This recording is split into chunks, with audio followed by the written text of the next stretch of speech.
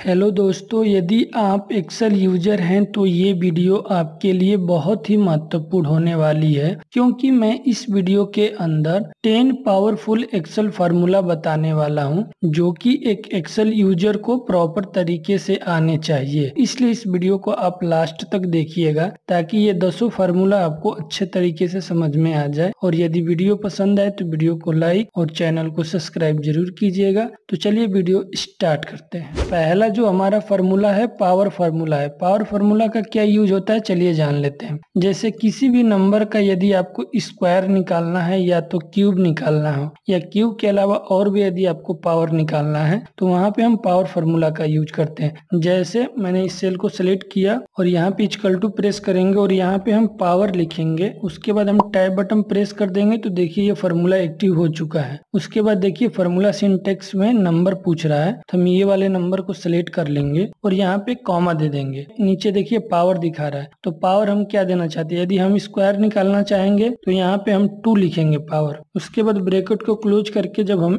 Inter button press करेंगे तो आप देख सकते हैं 2 का स्क्वायर आ चुका है। इसी तरफ यदि आप सभी नंबरों का स्क्वायर निकालना चाहते हैं तो यहाँ पे हम डबल क्लिक करेंगे तो आप देख सकते हैं सभी का स्क्वायर यहाँ पे आ चुका है। इसी तरफ यदि आप क्यूब निकालना चाहते हैं पावर 3 तो यहाँ पे हम डबल क्लिक करेंगे और यहाँ पे देखिए पावर जहाँ 2 लिखा है इसको हम रिमूव करके यहाँ 3 टाइप कर देंगे। उसके बाद हम इंटर प्रेस कर देंगे। उसके बाद इस फार्मूला को पकड़कर सभी सेलों के अंदर फिल कर देंगे। आप देख सकते हैं अब सभी नंबर का यहाँ पे क्यूब आ चुका है। 2 का क्यूब 8 होता है, 3 का क्यूब 27 होता है, 4 का 64 होता है और 5 का 125 होता है। तो इस तरह से आप पावर फार्मूला का यूज करके किसी भी नंबर का पावर निकाल सकते हैं। अगला हमारा जो फार्मूला है SQRT है। SQRT का मतलब क्या होता है सबसे पहले ये जान लेते हैं। SQRT फार्मूला का मतलब होता है स्क्वायर रूट। मतलब हमें किसी भी नंबर का यदि स्क्वायर रूट निकालना है तो वहां पर हम SQRT फार्मूला का यूज करेंगे। जैसे मैं यहाँ पे इक्वल टू प्रेस करता हूँ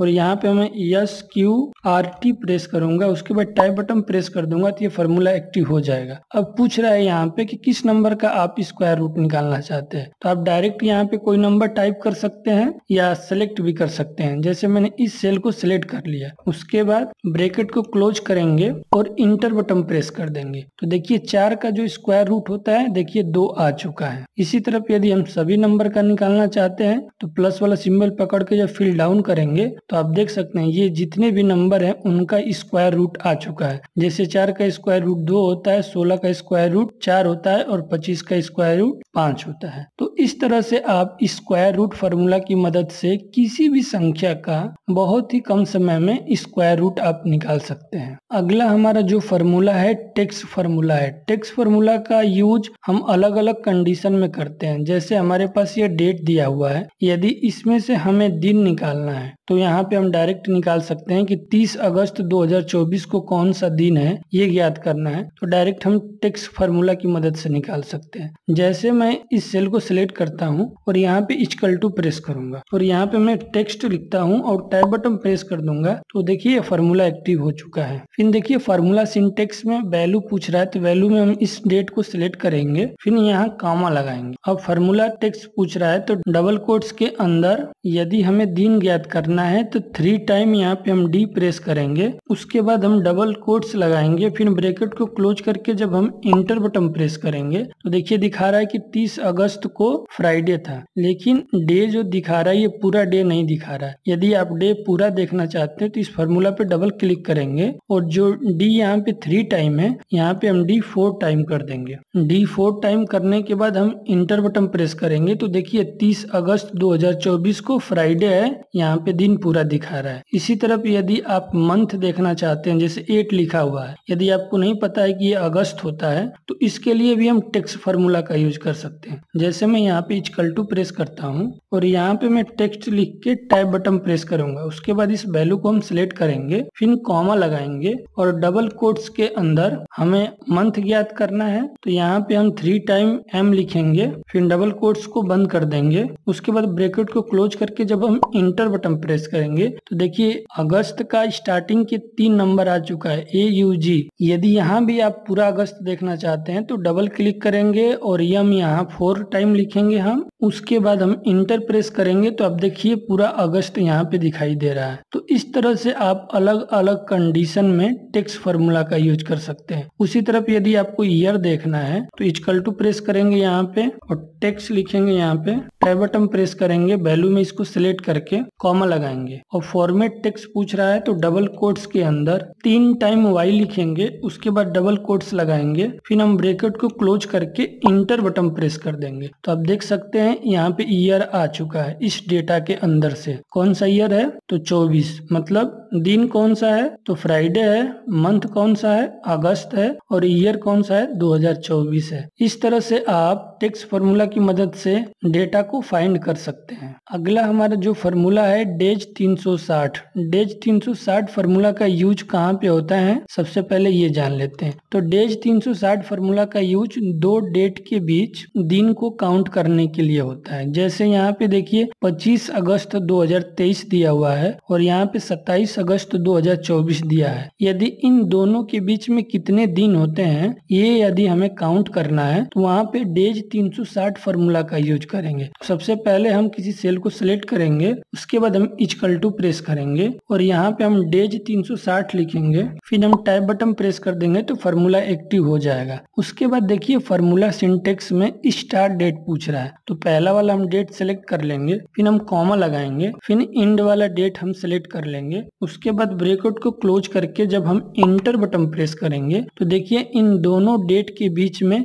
362 दिन होंगे तो यहाँ पे आ चुका है। तो इस तरह से आप डेज 360 फार्मूला का यूज करके 2 डेट के बीच आप दिन को काउंट कर सकते हैं। अगला हमारा जो फार्मूला है रेंडम बिटवीन है। तो चलिए जान लेते हैं रेंडम बिटवीन फार्मूला का यूज कहाँ पे होता है। जैसे यहाँ पे देखिए एक स्टूडेंट का मार्कशीट है, हमें स्टूडेंट को समझाने के लिए यहाँ पे कुछ नंबर टाइप करना पड़ेगा हमें सारे सब्जेक्ट का। यदि एक एक करके सभी सेलों के अंदर नंबर टाइप करेंगे तो हमें काफी टाइम लग जाएगा, लेकिन रेंडम बिटवीन फार्मूला की मदद से कुछ सेकेंड के अंदर ही हम रेंडम नंबर यहाँ पे इंसर्ट कर सकते हैं। तो उसके लिए सबसे पहले इस सेल को सिलेक्ट करेंगे और यहाँ पे हम इक्वल टू प्रेस करेंगे और उसके बाद यहाँ पे हम रेंडम बिटवीन लिखेंगे और टाइप बटन प्रेस कर देंगे तो फार्मूला एक्टिव हो जाएगा। अब देखिए फार्मूला सिंटेक्स में ये पूछ रहा है बॉटम और टॉप। बॉटम मतलब मिनिमम वैल्यू क्या देना चाहते हो, तो मिनिमम वैल्यू हम 25 दे देते हैं, फिर उसके बाद हम कॉमा लगाएंगे। उसके बाद देखिए यहाँ टॉप वैल्यू पूछ रहा है तो टॉप वैल्यू में हम दे देंगे 95,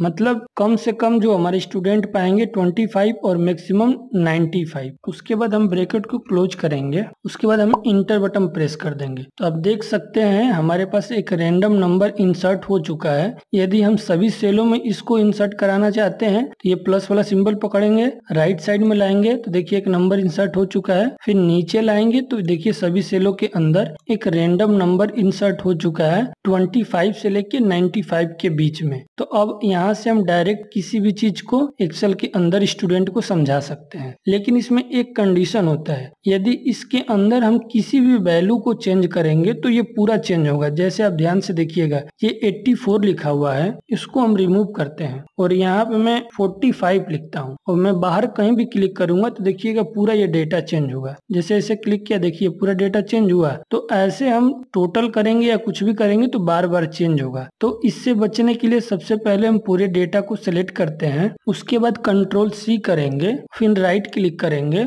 और यहाँ पे देखिए पेस्ट स्पेशल का ऑप्शन दिखाई दे रहा है, इस पे क्लिक करेंगे तो ये डायलॉग बॉक्स ओपन हो जाएगा। उसके बाद हम वैल्यू पे क्लिक करके ओके पे क्लिक कर देंगे तो आप देख सकते हैं ये नंबर हमारा नॉर्मल नंबर हो चुका है। अब मैं नंबर चेंज करता हूँ, जैसे ये 54 लिखा हुआ है, यहाँ पे मैं 84 लिख के बाहर क्लिक करूंगा तो देखिएगा ये नंबर चेंज नहीं होगा। जैसे मैं बाहर क्लिक करता हूँ तो देखिए ये नंबर चेंज नहीं हुआ। तो इस तरह से आप रेंडम बिटवीन फार्मूला का यूज कर सकते हैं किसी भी नंबर को इंसर्ट करने के लिए। अगला हमारा जो फार्मूला है रेंड फार्मूला है। रेंड फार्मूला का यूज भी हम रेंडम नंबर को इंसर्ट करने के लिए करते हैं, लेकिन इसमें एक कंडीशन होता है। जहाँ पे हम रेंड फार्मूला लगाएंगे वहाँ पे नंबर 0 से लेकर 1 तक के बीच का ही होगा। जैसे मैं ये सेल को सिलेक्ट करता हूँ और यहाँ पे मैं इक्वल टू प्रेस करूंगा और यहाँ पे मैं रेंड लिखता हूँ और टाइप बटन प्रेस करूंगा और उसके बाद ब्रैकेट को क्लोज करके जब मैं इंटर बटन प्रेस करूंगा तो देखिए यहाँ पे एक रेंडम नंबर इंसर्ट हुआ है, लेकिन ये नंबर किसके बीच है? 0 और 1 के बीच का है। इसे चाहे तो नीचे आप लाना चाहते हो तो ये प्लस वाला सिंबल पकड़ के फिल डाउन करेंगे, ये देखिए नंबर इंसर्ट हो गया है। फिर यदि राइट साइड में करेंगे तो देखिए यहाँ पे एक रेंडम नंबर इंसर्ट हो चुका है, वो भी 0 और 1 के बीच में। ये वैल्यू कभी भी 1 से ऊपर नहीं जाएंगे, 1 से नीचे ही रहेंगे। भले ही एक नंबर बार बार रिपीट हो जाए लेकिन सारा नंबर ये जो है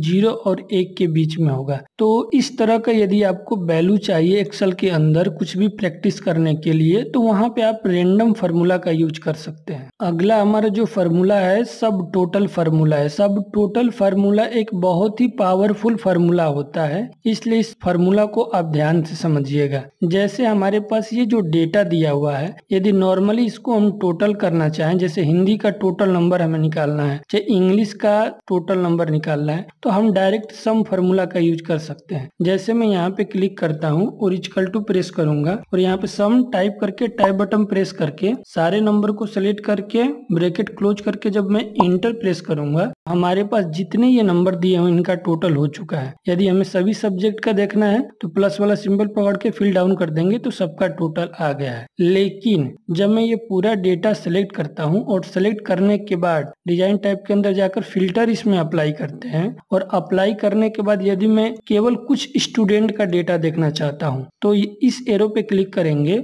जो सेलेक्ट ऑल का जो चेक है इसको अनचेक करेंगे और केवल मैं कपिल, पूजा और रोहित 3 स्टूडेंट का टोटल देखना चाहता हूँ तो ओके पे मैं क्लिक करूंगा। तो आप देख सकते हैं 3 स्टूडेंट का मैंने यहाँ पे टोटल किया, लेकिन फिर भी जो टोटल वाली वैल्यू है जो पहले आया था पूरे स्टूडेंट का सेम वही दिखा रहा है, मतलब चेंज नहीं हुआ है इन तीनों स्टूडेंट के अकॉर्डिंग। तो यदि यहाँ पे हम सब टोटल फार्मूला लगाए होते तो ये ऑटोमेटिक डेटा चेंज हो जाता है। तो चलिए प्रैक्टिकल करके जान लेते हैं। तो सबसे पहले जाएंगे, इसको ऑल सेलेक्ट करेंगे, ओके कर देंगे। अब हम इस डेटा को सेलेक्ट करके पहले इसको डिलीट करते हैं। तो चलिए इस सेल के अंदर हम सब टोटल फार्मूला लगाते हैं। तो सबसे पहले इस सेल को हम सेलेक्ट करेंगे और उसके बाद इक्वल टू बटन प्रेस करेंगे। उसके बाद यहाँ पे हम सब टोटल लिखेंगे, उसके बाद टाइप बटन प्रेस कर देंगे तो देखिए फार्मूला एक्टिव हो चुका है। फार्मूला सिंटेक्स में देखिए पूछ रहा है फार्मूला नंबर, तो हमें टोटल करना है तो सम फार्मूला लगाएंगे। सम फार्मूला आप देख सकते हैं 9 नंबर पे है, तो यहाँ पे हम 9 टाइप करेंगे, फिर उसके बाद हम कॉमा लगाएंगे। अब देखिए रेफरेंस पूछ रहा है, रेफरेंस का मतलब कि आप किसको टोटल करना चाहते हो। तो हम ये डेटा सिलेक्ट कर लेंगे जिसे हमें टोटल करना है। उसके बाद हम ब्रैकेट को क्लोज करके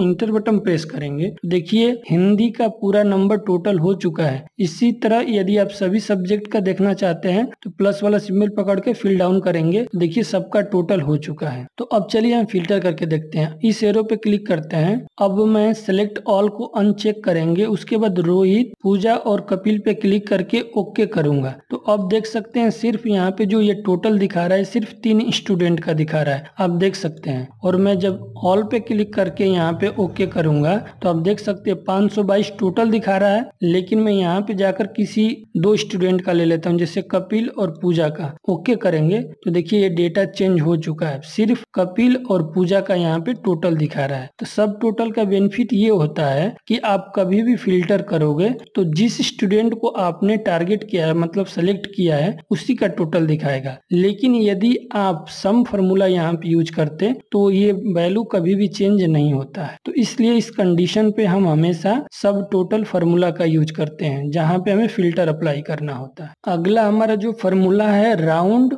राउंड अप और राउंड डाउन, ये तीनों फार्मूला एक दूसरे से जुड़े हुए हैं, क्योंकि आप देख सकते हैं इन तीनों फार्मूला में राउंड है। राउंड का मतलब क्या होता है कि ये पॉइंट के बाद डेटा को आप रिमूव कर सकते हो। तो चलिए पहले इन तीनों फार्मूला को हम यूज कर लेते हैं, उसके बाद इसमें डिफरेंट आपको मैं बताऊंगा। तो सबसे पहले इस सेल को हम सेलेक्ट करेंगे और यहाँ पे हम इक्वल टू प्रेस करते हैं और यहाँ पे हम राउंड लिखेंगे और टाइप बटन प्रेस कर देंगे। उसके बाद देखिए नंबर पूछ रहा है तो इस नंबर को हम सेलेक्ट कर लेंगे, फिर हम कॉमा लगाएंगे। नंबर डिजिट पूछ रहा है तो हमें नंबर डिजिट पॉइंट के बाद नहीं देना है, तो यहाँ पे हम 0 करेंगे। उसके बाद ब्रैकेट को क्लोज करके इंटर बटन प्रेस कर देंगे। तो आप देख सकते हैं 25.62 लिखा हुआ है। तो 0.5 से यदि ज्यादा वैल्यू होती है तो वो ऐड हो जाता है। तो देखिए यहाँ पे 26 आ चुका है। उसके बाद इस प्लस वाले सिंबल को पकड़ के फिल डाउन कर देंगे तो सभी सेलों में डेटा फिल हो जाएगा। अगला हमारा फॉर्मूला है round up. Equal to press करते हैं, यहाँ पे मैं राउंड अप लिखूंगा